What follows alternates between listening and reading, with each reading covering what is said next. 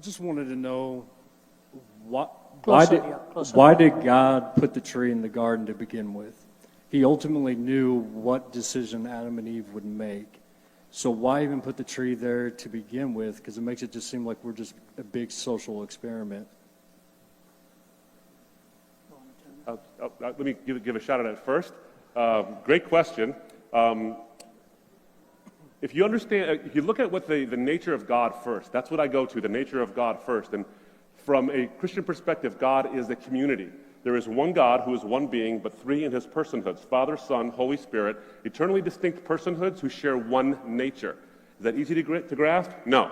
Is it comprehensible by finite human beings? No, but it doesn't go against our logic. So God exists in the Christian mindset as a community. He defines what love and relationship is. He eternally exists in a state of relationship. So you as an effect, he's the cause, but you as an effect actually crave, desire, want, covet, and mourn the loss of relationship. It's one of the key things about human existence.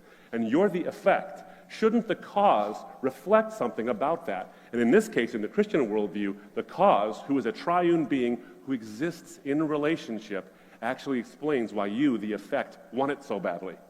Now, how does that relate to your question on the Garden of Eden? God himself is a relational being. And in order to have true relationship, instead of a wind-you-up automaton like the monkeys who clasp like this and the eyes bug out and all these things, where we just wind up and see where we go, he creates the ability for us to have a choice, an actual freedom to choose relationship. Because relationship not chosen is not really relationship at all. But relationship chosen is real. Love actually has an existence then in a real sense because love itself is vulnerable. So he creates this scenario where people can actually choose. The choice is freely given.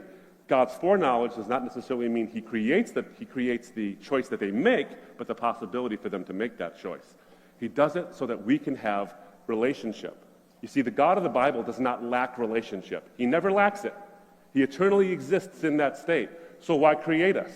He doesn't need us for relationship. Why create you or create me to muck it up? He creates you and creates me not so that he can have relationship. He's already got it within himself in the Godhead. He creates you and creates me so that you can. It is an utterly selfless act in that sense. He utterly and selflessly creates out of an abundance of his love, out of abundance of who he is as a relational being, and that relationship requires choice and a free will that's there. And that tree allows for that. And because of that, you and I there's a fallen nature to humanity, and that's there as well. But then the redemption comes in, and then we are offered, as Ravi had already said from John 3:16, that God so loved, a relational quality, the world, that he gave his only begotten Son, that whosoever shall believe, an act freely given, an act freely chosen, shall not perish but have everlasting life. From the beginning we have relationship, from eternity we have relationship, and in redemption we have relationship. And the tree actually is the beginning of that. It's a very, very good question, sir. And I think it actually hinges a little bit also on the previous one. You know, the thing about skeptics sometimes when they ask us these questions, and I'm not saying it's you because I don't know the background from which you're coming, is oftentimes I wonder whether they realize we ask these same questions.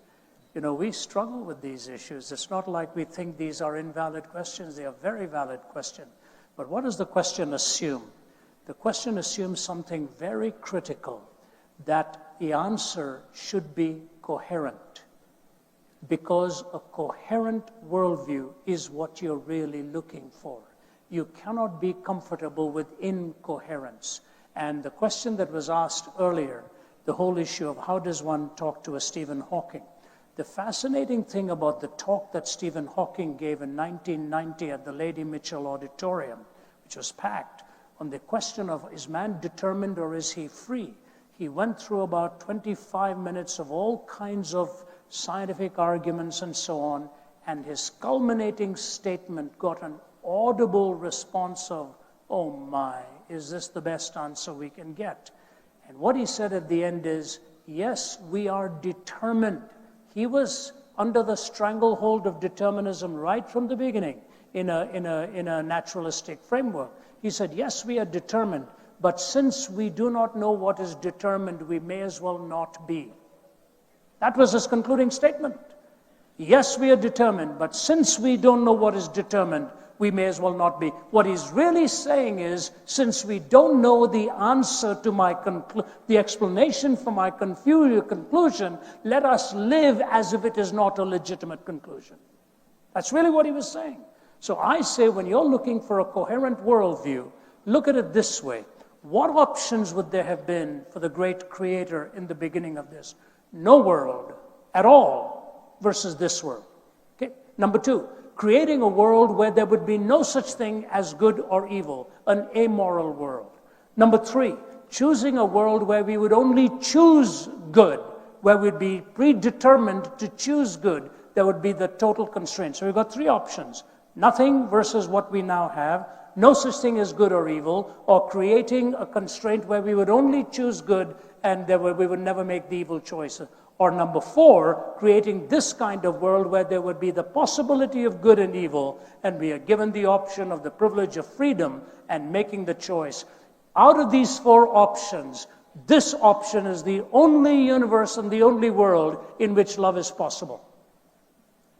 In the previous three, love is not possible at all. Love would not have been possible between the divine and human interaction. So I say this, sometimes these are mega questions and macro questions, and other times they are filtered down into micro questions in the fine-tuning of an individual life.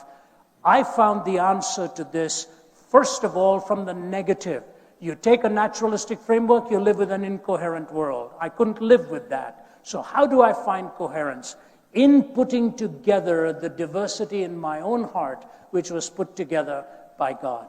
And that knowledge of a personal relationship with God would change not only what I did, but what I wanted to do in my personal life, gave me hope, meaning, and a relationship. Let me give you just two quick illustrations because I think this is critical.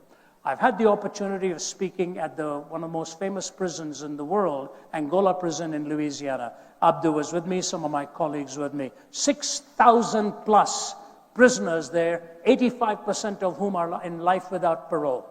It was the bloodiest prison in America. Blood on the ceilings, blood on the carpets, blood on the walls. When a prisoner was checked in there, he was given a dagger or a knife with which to protect himself. And this warden comes in, this director comes in and says, I'm going to change this place. You allow me to do it my way. He put a Bible in every cell. He had chapel every day. He has a seminary that he's built in there. Within a matter of a year or two, it became the safest prison in America. Today, instead of a gang of thugs, they've got gangs of pastors going through that prison out there, and they're the prisoners themselves. We had lunch with them, and I said to the guy sitting opposite us, why don't you and get yours? He said, hey man, I'm going nowhere. You may as well go and get yours, and then I'll join you. The guy who led in worship, a young man, I said to him, can I ask you a question? Because led worship so beautifully. I said, can I ask you a question? Are you here for a life without parole? He said, yes, sir. I said, how do you feel? He said, Mrs. Zacharias, if you'd known why I am here, you would never ask me that question. He said, but let me tell you something.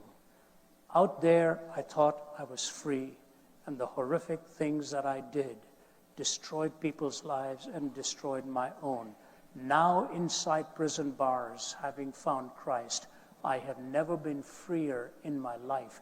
This is the most free I have ever been. Pray for my family. They're outside and think they are free when they are really not. And he put his arm around me and prayed for me, and there were tears running down my face. We had lunch made by the prisoners. The warden sits there, eats the lunch that the prisoners have made. Boy, you call that faith? You better believe it. And he does it. Why? They have found meaning by an individual life being conquered. When you know Christ, when you have that relationship, and your will is transformed to his will, you find out why you were made in the first place. And the crowd is just multiplied opportunity for individual conquest that God desires in every life out here tonight. I'll leave that with you.